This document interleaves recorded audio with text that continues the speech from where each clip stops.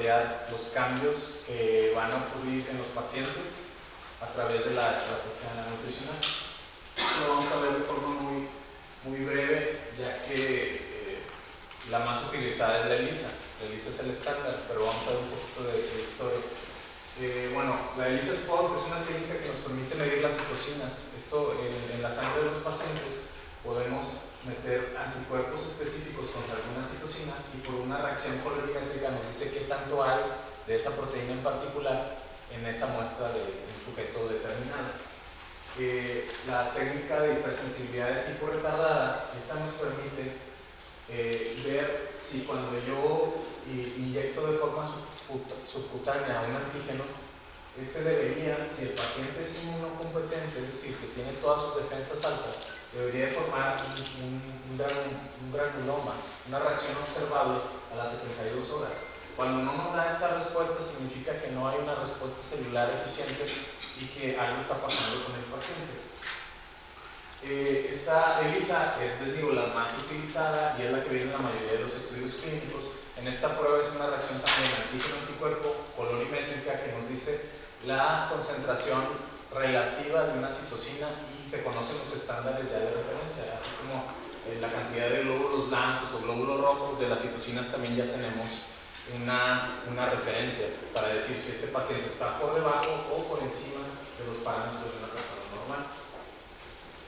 Y bueno, es una reacción en donde tenemos un anticuerpo contra en este caso podría ser la proteína C reactiva o la interleucina 6 en una microplaca, y es una reacción colorimétrica. Si existe la proteína, se va a unir al anticuerpo y después con un anticuerpo que está marcado con una sonda vamos a tener una reacción de tipo sándwich y tenemos un marcaje que se lee a una longitud de onda particular y nos dice específicamente cuánta concentración hay de esa citocina. Y esto se puede hacer, ya hay equipos que lo hacen muchas a la vez y nos puede decir cómo está oscilando todas estas citocinas en el paciente, y generalmente se recomienda hacerlo en el día cero, cuando el paciente antes de nuestra estrategia llega a ver en cómo están sus parámetros y lo vamos monitoreando 3 semanas, un mes, para ver cómo están oscilando y ver qué tanto estamos haciendo efecto, porque la inmunonutrición no tiene por qué ser subjetiva, puede ser objetiva, la podemos medir. Y bueno, el inmunofenotipo, esta técnica es más complicada. Se pueden meter todas las células en un equipo que se llama citometría de flujo y nos puede hacer una separación y un marcaje de todas las poblaciones, de todas las células del paciente, y se pueden marcar muchas citocinas a la vez, incluso se pueden marcar las vías de señalización. Lamentablemente, pues, las citometrías de flujo a este nivel pues no son de acceso para todos. Ahorita se hacen básicamente para el inmunofenotipo de células CD8, CD4, monocitos, etcétera, etcétera, pero sí tienen la capacidad de decirnos incluso cuáles pathways están siendo activadas por nuestra intervención, aunque sería bastante costoso hacerlo para un paciente en particular. Y bueno, hay unas técnicas más viejitas que nos dicen cuánto proliferan nuestras células inmunológicas al ser expuestas a algún antígeno particular y ver cuál es la diferencia si nosotros hacemos la intervención con algún fitoquímico. Entonces podemos ver efectivamente si hay menos proliferación de células T, significa que lo estamos haciendo bien. Esta técnica se conoce como incorporación de timidina y el fundamento es que hay una base nucleotídica de material genético marcada con una sonda que florece o que es algo radiactiva y nos dice qué tanto se incorporó al material genético. Entonces podemos saber la biomasa del material genético que se incorporó y nos dice qué tanto están proliferando las células bajo esos estímulos. Otra forma de ver los cambios en el sistema inmunológico, por ejemplo, los pacientes que no tienen zinc, que tienen deficiencia de zinc, o muy delgaditos que no tienen leptina, no hay fagocitosis. Entonces esto se puede hacer en el microscopio con células fagocíticas, poner algún antígeno, y si vemos que no hay fagocitosis, pues entonces se cayó la respuesta fagocítica y lo podemos ver en el microscopio. Los fagocitos deberían de engullir estos componentes y tras la ingestión deberían de ser capaces de generar un burst oxidativo y deslizar y desaparecer estas partículas. Cuando hay recurrencia falencias en infecciones que no ceden o que se producen lo que se llaman forúnculos o estos abscesos que no se van, generalmente es porque los monocitos, fagocitos y estas células algún defecto les pasó y no lo están haciendo bien. Esta prueba es de las más antiguas, se hace desde 1900, que había un simple microscopio con colorantes o con carbón y era algo que se puede hacer en cualquier microscopio óptico. Y todavía se hace, pero bueno, ya tenemos técnicas más sofisticadas. Y sigue siendo básico, hacer un cuestionario en los pacientes de cuál es su tipo de alimentación, porque desde ahí podemos ver, oye, pues es que no estás consumiendo suficientes ácidos grasos insaturados, solamente comes grasa saturada, no consumes suficientes micronutrientes, y podemos detectar si hay algún trastorno que se está originando él por sus decisiones a la hora de consumir alimentos. Entonces, esto no lo ha superado nadie, sigue siendo un gold estándar, ¿no? En la práctica, lo más utilizado va a ser el cuestionario recordatorio y las pruebas de ELISA, la que van a hacer en cualquier clínica la proteína C reactiva. Ese va a ser nuestro biomarcador por excelencia. Si no queremos gastar mucho, el cuestionario más la proteína C reactiva. Entonces nos va a permitir monitorear el efecto de nuestras estrategias. Vamos a ver ya los inmunonutrientes. Aquí tómense su café, porque vamos a comenzar con poquita biología celular. Para entender el efecto o los mecanismos necesitamos algo de biología molecular. ¿Por qué? Porque ahí es donde reside el efecto de los macronutrientes. Olvídense de que los nutrientes son solamente carbohidratos, proteínas, vitaminas y minerales. Hay estructuras químicas en la naturaleza, sobre todo en las plantas, que se le denomina metabolitos secundarios. Estos tienen estructuras que nosotros no podemos digerir, no las podemos cortar, nuestro pH no les hace nada, y pasan intactas a torrente sanguíneo. Y entonces ya en torrente sanguíneo van a viajar hacia esos blancos moleculares. Y entonces actúan como lo que conocemos como un fármaco. Por eso es que se acuñó el término alicamento o nutrifármaco o nutracéutico. Y hay muchos nombres dependiendo de quién le quiera llamar, le pusieron muchos nombres. Lo que es que son estructuras químicas que no podemos tomar para combustible energético, no los podemos formar parte de nuestros carbohidratos, ni de nuestra grasa, ni de nuestras proteínas, porque no son ninguna de las anteriores. Generalmente son compuestos fenólicos o terpenos, son de los más potentes. Están por todo el reino vegetal y cada vez que comemos plantas enriquecemos nuestro torrente sanguíneo con estas moléculas y van a hacer sus efectos en algunas de estas vías de señalización. No solamente son del sistema inmune, son de cualquier célula, porque cualquier célula las contiene y hay una activación constante y frecuente todo el tiempo, porque en el momento en que alguna de estas señalizaciones se apaga, esa célula, ¿qué le pasa? Muere. Eso es lo malo de los medicamentos. Hay medicamentos, hay fármacos que son capaces de anular NF-κB, que es por excelencia el factor de transcripción más inflamatorio. ¿Por qué no se usan?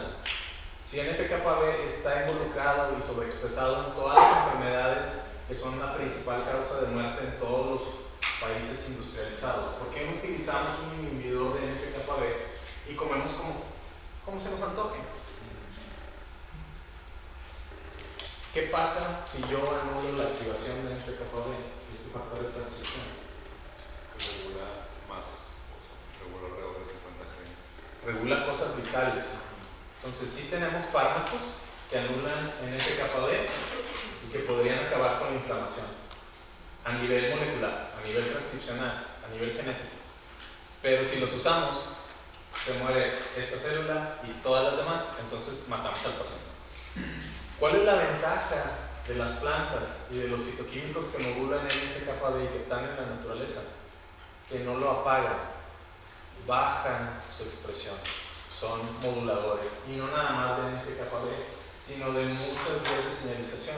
Entonces, la naturaleza nos ofrece muchos fitoquímicos que tienen la capacidad de modular muchos procesos que están desregulados en las patologías y sin efectos secundarios. ¿Cómo podemos accesar a estos beneficios sin los efectos tóxicos? la máxima es la exposición crónica. ¿Qué quiere decir eso? Que tengo que comer todos los días estos fitoquímicos.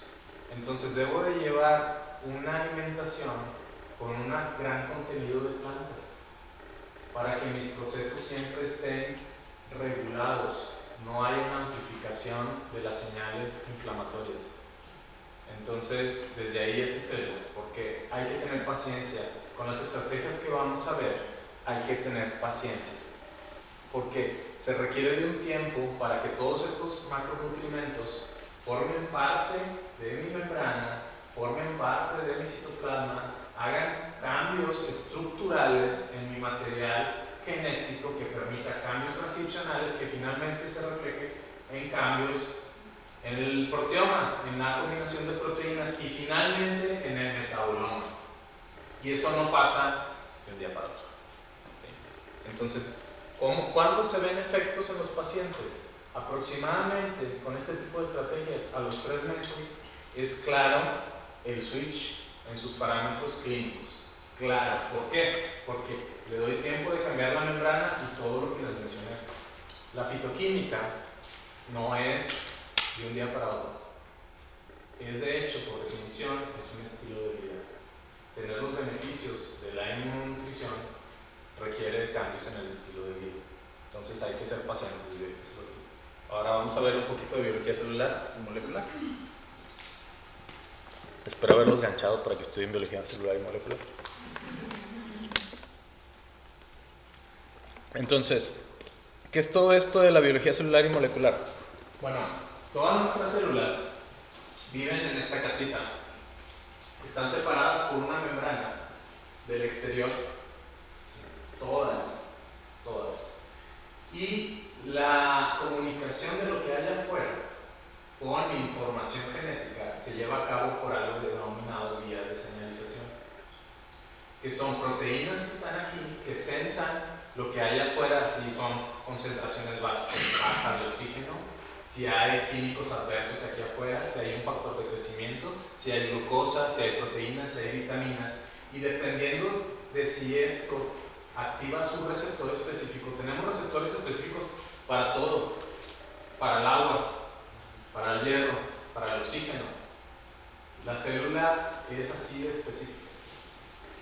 Para leucina, para carbohidratos, para todo tenemos receptores específicos. Entonces, cuando llega aquí una señal a través de un receptor, se va a activar una señalización que va a permitir que esto que está sucediendo acá tenga una consecuencia transcripcional.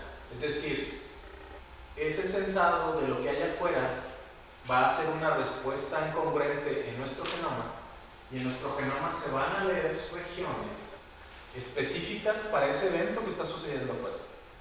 ¿Sí? Entonces, por ejemplo, si hay hipoxia en un infarto, aquí se va a sensar concentraciones bajas de oxígeno. Una proteína que se llama HIF se va a liberar de su inhibidor porque hay bajo oxígeno. Y entonces se va a meter al núcleo esa proteína que conocemos como factor de transcripción y va a leer cosas aquí que me van a permitir vivir en condiciones bajas de oxígeno.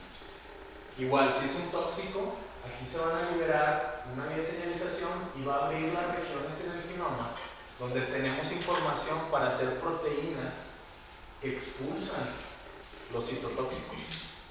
Eso sucede en cáncer.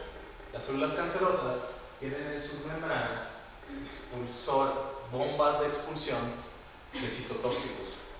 Por eso es que aunque subamos las concentraciones de citotóxicos, estas células van a estar expulsándolas y no les va a hacer nada. Entonces, las vías de señalización nos permiten conectar el ambiente externo con nuestro genoma y que nuestro genoma produzca lo que hay ahí de información para que se refleje en proteínas que generan el cambio. En este caso, queremos utilizar fitoquímicos que sean sensados por nuestras células para producir cosas que nos van a beneficiar en la salud. En este caso, bajar la inflamación, expresar genes, por ejemplo, que permiten la reparación de todos los componentes moleculares. El proceso de autofagia, no sé si lo han escuchado, es el reciclado de todos los organelos componentes viejos oxidados, y está aquí la información. La información para la salud está en todos nuestros genes. Esto se llama nutrigenética, nutrigenómica, biología, nutrición molecular. Le han puesto muchos nombres. Es básicamente lo que comemos va a generar un microambiente, porque lo que comemos forma nuestra sangre, forma el perfil de factores de crecimiento, de hormonas, de oxígeno, etcétera, etcétera, y eso lo va a sentir la célula y en respuesta va a leer genes. Si nosotros no consumimos algunos alimentos que no nos gustan, bueno, entonces no estamos leyendo algunos genes que necesitamos, y es por eso que empezamos a ser frágiles, porque si bien aquí está la información, no la estamos leyendo, porque consumir vegetales no es opcional, se necesitan para abrir secuencias, ¿sí? Y cuando tenemos ya un problema inmunológico, para recuperar la salud, tengo que empezar a liberar esas regiones de mi genoma para lograr otra vez el bienestar. Entonces, las vías de señalización que en inmunología son más comunes de escuchar, en donde se ven los efectos, son las de las citocinas. Las citocinas tienen receptores de membrana y activan NF-κB, y NF-κB entra al núcleo y activa aproximadamente 500 genes que tienen que ver con respuestas de sobrevivencia y de inflamación. También tenemos los TLRs que censan componentes moleculares de bacterias, de virus, de parásitos, pero también de los alimentos. Si yo consumo grasa saturada, se activa TLR4 como si tuviera yo bacterias aquí enfermándome. Por eso es que la grasa saturada es proinflamatoria desde aquí. Conecta esto directo y me abre genes proinflamatorios. La interleucina 6 también activa una vía de Hallstatt, va al núcleo y genera procesos proinflamatorios. ¿Qué quiere decir procesos proinflamatorios? Es decir, esta célula sabe que afuera hay daño, porque las citocinas son un mensajero de daño, de alerta, de injuria, que algo está pasando. Tienes tú que hacer como vecina, porque somos una comunidad, un organismo multicelular, es una comunidad de células. Se organizaron para ser un organismo multicelular en donde hay especialización, pero todas comparten la misma sangre, todas se comunican por proteínas solubles, que ese es el área de endocrinología. Pero recordemos que el sistema inmune también produce sus hormonas, sus citocinas. Entonces, si hay actividad de IL-6, va a haber una Hallstatt y va a activar genes de sobrevivencia, genes incluso de motilidad. Si yo a esta célula que está aquí pegadita con otras células, yo la induzco a la motilidad. ¿Qué quiere decir la motilidad? Movimiento. ¿Qué significa eso en la clínica? Oxigenación, movimiento. ¿Qué significa de un tejido diferenciado en donde es una barrera de células pegaditas? Yo estoy constantemente diciéndole a la célula, aquí está todo adverso. Él está fumando y no entiende, fuma, todo esto me irrita, me oxida y estoy irritando y digo, vete. Metástasis. La metástasis es una respuesta a la adversidad y es censada por afuera. Ahorita ya sabemos que la interleucina 6 genera un proceso en estas células que se llama MT, una transdiferenciación del tejido epitelial diferenciado. Me lo manda uno mesenquimatoso, que si yo saco esa célula mesenquimatosa y la pongo en un ratoncito, me lo mata de cáncer. Entonces la interleucina 6 basta para generar algo tan extremo, ¿no? Por eso siempre la inflamación conlleva cáncer. Por eso es que es importante, más allá de que diabetes, enfermedad cardiovascular, esta es mucho más agresiva, el curso es mucho más agresivo. Por eso es necesario que en sus pacientes no nada más pensar, es que la glucosa está alta, es que sigue gordito, bueno sí, pero también todas sus células están constantemente en un ambiente de interleucina 6 alto, de proteína C reactiva alta, que estimulan la pérdida de la vecindad de estas células y su motilidad, fenómeno conocido como metástasis. ¿Saben cuál es el tratamiento que tenemos en la medicina para las metástasis?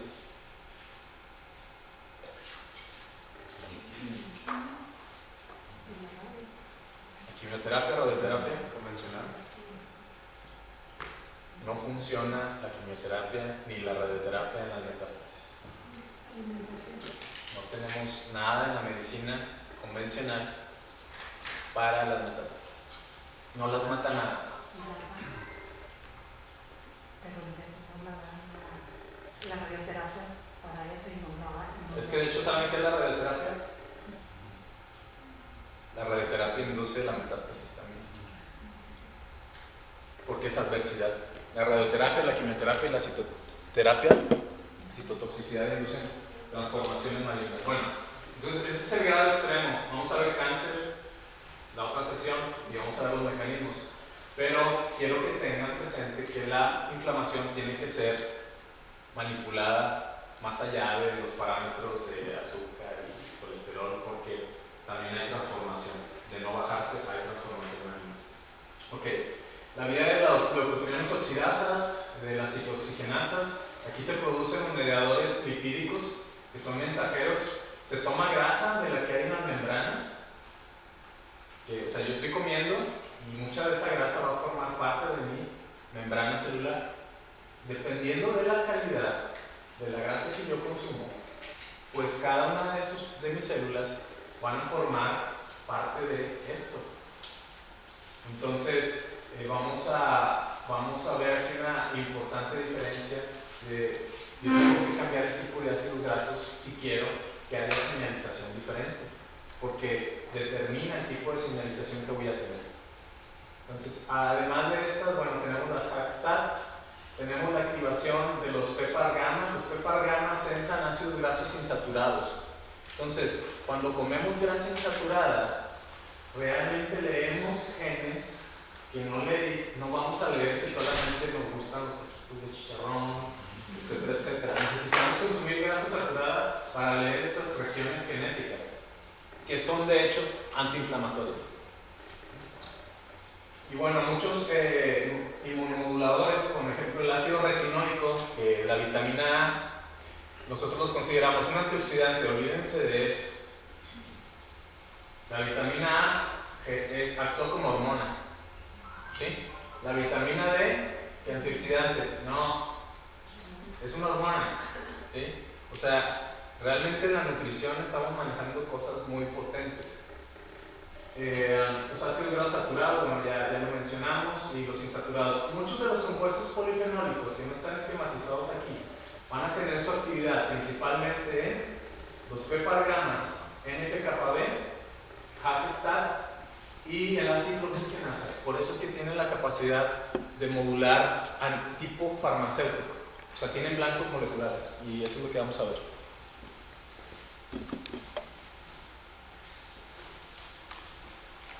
Entonces, ¿cuál es la estrategia más potente para yo bajar la inflamación? Las calorías totales.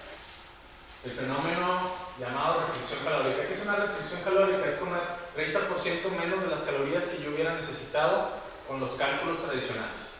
Si yo consumo 30% de esas calorías menos, bajo toda la inflamación, la apago. ¿Sí? O el ayuno intermitente. El ayuno intermitente también es una estrategia que me permite bajar la inflamación o apagarla.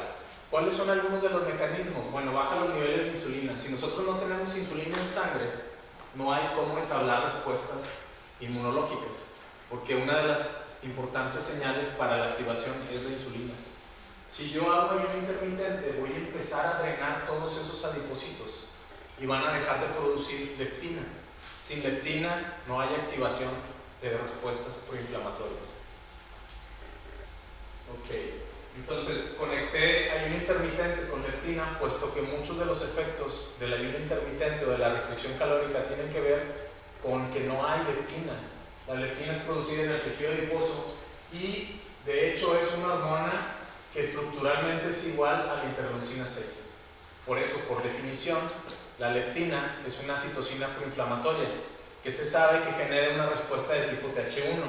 Una respuesta de tipo TH1 es proinflamatoria, que produce mucha interleucina 6, factor de necrosis tumoral alfa, etc. Y me va a tener en un turnover celular alto.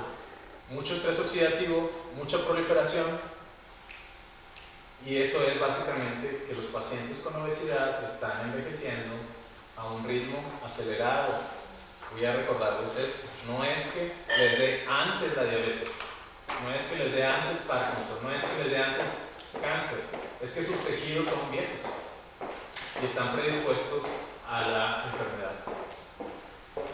Y bueno, la leptina, la forma más fácil de modularla es la restricción calórica. Tenemos que vaciar esos adipocitos para que entonces solitos empiecen a expresar menos leptina y más adiponectina. Entonces, la restricción calórica es potente en manipular la inflamación. Y bueno, la leptina ya dijimos que es pleiotrópica. Realmente a todas las poblaciones del sistema inmune les baja la inflamación y estimula la regulación. Por eso es que bajar de peso debe ser la máxima en cualquier paciente con un proceso inflamatorio crónico. Es absurdo esperar una mejoría si él sigue con el mismo tejido adiposo. Es absurdo, no va a pasar. Ok, aquí vemos todavía más. Realmente leptina es el eje central del sistema inmunológico. Les voy a decir otra razón del por qué. La leptina evolutivamente se quedó como la conexión de qué tanta energía hay en el ambiente, qué tanto tengo yo almacenada, para ver si voy a tener un estado reproductivo o si voy a tener inflamación o inmunidad. ¿Por qué? Porque son los eventos más costosos metabólicos. Lo más costoso para los organismos multicelulares, sobre todo para los mamíferos, es la reproducción y la inmunidad. Porque la inmunidad son muchos millones de células, proteínas, mediadores, y si no tengo suficientes reservas, entonces no voy a producir leptina y desconecto la reproducción y desconecto la inflamación. Entonces no puedo tener defensas inmunológicas si no hay suficiente inmunidad. La otra, en el paciente con inflamación crónica, ya habíamos visto que la leptina y cualquier otra cosa en nuestros sistemas biológicos en exceso y en ausencia es el mismo fenotipo. Los pacientes con obesidad dirían, bueno, entonces tienen mucha respuesta inmunológica. No, porque tienen demasiada leptina que rebasa el sistema y entonces no funciona el sistema con tanta leptina. Se cruzan, por así decirlo, los cables. Entonces en el paciente con obesidad es común las infecciones recurrentes y algunos otros procesos, pero la inflamación sí se queda porque hay suficiente energía. ¿Cómo vamos de tiempo? Bien, ok. Es que en esta parte a veces me extiendo mucho. Tejido adiposo y sistema inmunológico. No podemos separar a la inmunidad, a la inflamación, a la alimentación de las respuestas metabólico-inflamatorias. Vamos a ver algunas de las razones por qué. ¿Sí han notado que un paciente con obesidad es difícil que pierda peso, que responda a las estrategias nutricionales? Bueno, es porque está bloqueado su metabolismo. Vamos a ver por qué está bloqueado el metabolismo. El tejido adiposo necesariamente tiene que conectar con los demás tejidos, pues es nuestra energía. Necesitamos comer y tener energía para realizar todas nuestras funciones. Entonces se va a comunicar con todos los tejidos. El tejido adiposo, no sé si sabían, pero la investigación del tejido adiposo también es una jovenzuela. ¿Por qué? Porque se creía en la medicina que el tejido adiposo pues era ahí el colchoncito. Era el colchoncito de los tejidos que sí servían. Entonces en las disecciones lo quitaban, lo tiraban. Quitaban, lo tiraban y luego ya se ponían a estudiar las piezas. Se ignoró muchos años al tejido adiposo como un tejido importante. Se creía que solamente era la reserva energética. Pero ahora sabemos que él es capaz de producir más de 50 hormonas que están dando información a todos los otros tejidos de cómo se van a comportar. Por eso es que si tenemos un excedente de tejido adiposo, él empieza a hacer cambios transcripcionales y después su trabajo de comunicación lo empieza a hacer mal. El exceso de tejido adiposo genera un estado endocrino desfavorable, un estado inflamatorio desfavorable y nos hace susceptibles a las enfermedades porque no hay una conexión bien de todos nuestros sistemas. Esa es una. Bueno, de eso voy a hablar más adelante, perdón, les adelanté un poquito. Vamos a hablar de un tema